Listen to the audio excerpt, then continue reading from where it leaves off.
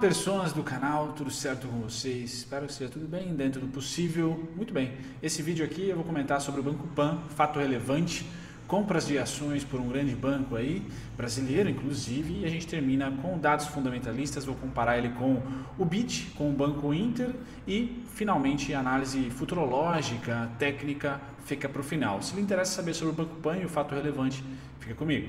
Muito bem, a notícia, galera, é que o BTG adquiriu uma bela quantidade de ações do Banco Pan, de ações preferenciais, tá certo? Representando aí mais de 30% de todas as ações preferenciais da companhia, e o BTG passa então a ter 41,52% do capital social total da companhia. Tá? Essa notícia está um pouquinho atrasada, foi divulgada ontem, dia 2, certo? Então sim, BTG com muito interesse no Banco Pan.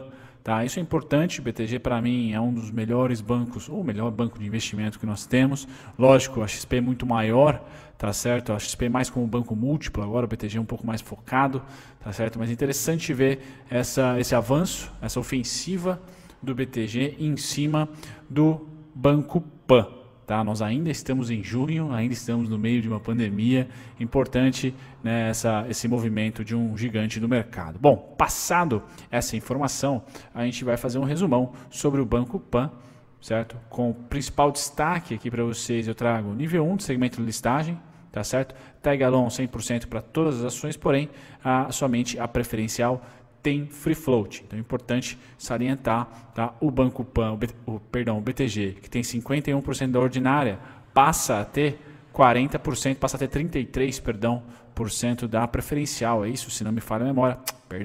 30% e 35% da ordinária. Então comprou mais uma porção aqui dentro do capital total da empresa. Aí sim ele detém 41,52%. Então é importante só colocar o fato de que ele não está liquidando a posição durante a crise, está aumentando. Lógico que o aumento não é uma coisa estratosférica, mas só o fato de ser aumento nesse momento já indica aí um otimismo da empresa em relação ao Banco Pan, curto, médio e longo prazo. Então interessante, bacana a notícia para o Banco Pan, o seu grande investidor, comprando mais um pouquinho. Tá? Foco do Banco Pan basicamente em crédito ao consumidor, empresas imobiliárias, venda de consórcios e venda de seguros. Tá? Enquanto a UIS fez parceria com o Inter, o Banco Pan aqui tem agora mais do que nunca, tá? O pessoal do BTG junto com a Caixa. Legal, feito isso a gente vai para a composição aqui do índice de Basileia. Para quem gosta desse indicador, tá? O Banco Pan já tem em 2020, tá? Divulgado o seu índice de Basileia, mantendo aí a posição de 16%, certo? Lucrativo aqui desde 2017, com um belo lucro em 2020, como vocês podem ver, lucro líquido recorde aqui em 2020.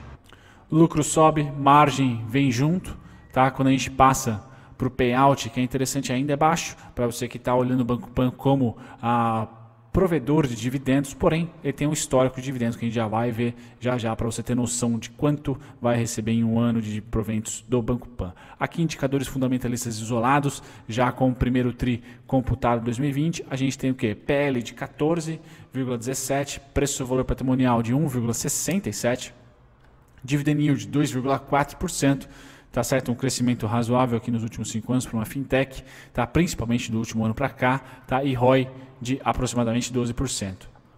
A empresa foi lucrativa no último TRI, lucrativa também no último ano. Quando a gente passa aqui para a distribuição, agora sim, dos dividendos, então basicamente 7 centavos foram recebidos no ano passado, em 2019, porém esse comparativo aqui vai só até junho, então é importante a gente dar uma subidinha e olhar exatamente. Por enquanto, tá?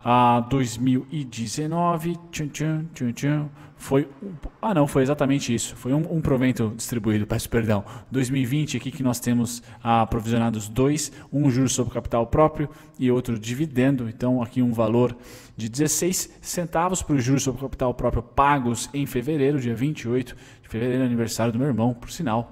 Tá certo? E depois, no dia 15 de maio, foi pago 0,002, um dividendo bem pequenininho aqui para vocês, totalizando no ano aí 16 centavos, quase 17 centavos em 2020, já maior, certo? O resultado de 2020, comecinho veio legal, vamos ver agora que está 100% impactado pela pandemia, porém o Banco Pan entre aspas, pelo menos no manuseio da sua plataforma, tá? Como explorar ali o marketing, crescimento de banco de dados, por exemplo, não é afetado. Obviamente que crédito é um grande tendão de Aquiles, vai ser um grande tendão de Aquiles, principalmente agora, né? No segundo semestre de 2020. Vamos dar uma olhadinha, porém, BTG, como eu falei, adquiriu um pouquinho mais. Vamos lá comparar agora Banco Pan e Banco Inter, que eu acho que são os dois principais, tá? Competidores aí no caso da B3. Dividend Yield, quem ganha? Banco Pan. PL, quem está mais descontado? Banco Pan. Preço valor patrimonial? Banco Pan. EV sobre EBIT, quem está mais descontado? Banco Pan.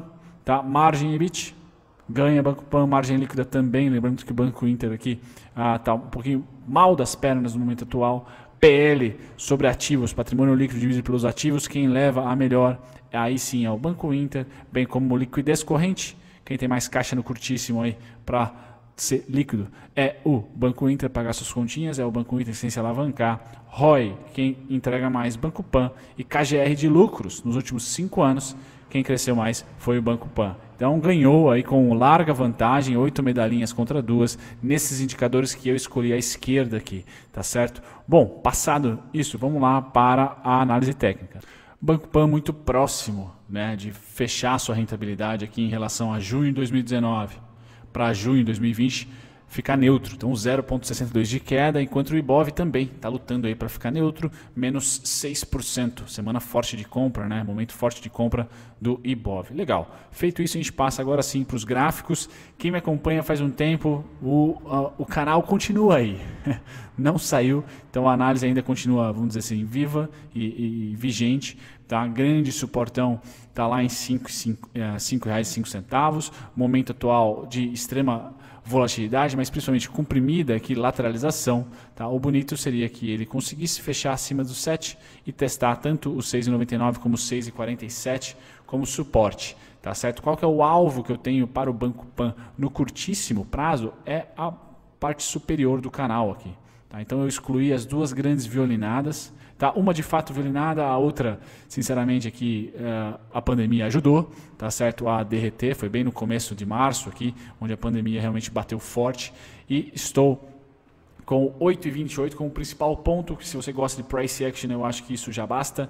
Então foi resistência, suporte, aqui violinou, fez suporte, e aí agora preço vindo de baixo para cima, tá? Será resistência, na minha opinião, 8,28. Acho que o cenário bacana é que a gente consiga chegar lá, tá? E a partir desse 8,28, a partir desse ponto superior, linha superior do canal aqui, a gente casse, tá? Os pullbacks que aconteceram durante a crise. Tá? E eu acho que foram esses três.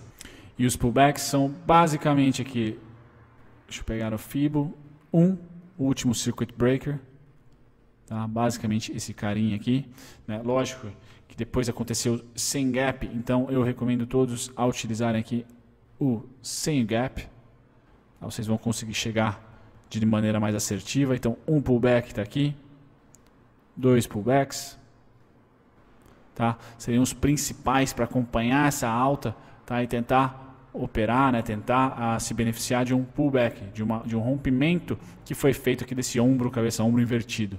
Tá? São esses os dois principais pullbacks. Você também, se for caprichoso, pode pegar aqui este, tá? E vai chegar aqui numa região bem condensada, um cluster de término de demandas vendedoras. Tá? Antes disso, você provavelmente vai estar operando, provavelmente não, está operando, né? Rompimento não é a maneira pela qual eu gosto. Então, se você é trader e está me escutando por aí, me assistindo, é um pullback que eu aguardo com o alvo para o primeiro semestre em 8,28. Pós 8,28, creio que deve ficar nessa faixa, sempre utilizando aí então a linha de meio aqui como suporte. Utilizou como resistência aqui, resistência, e aí rompeu.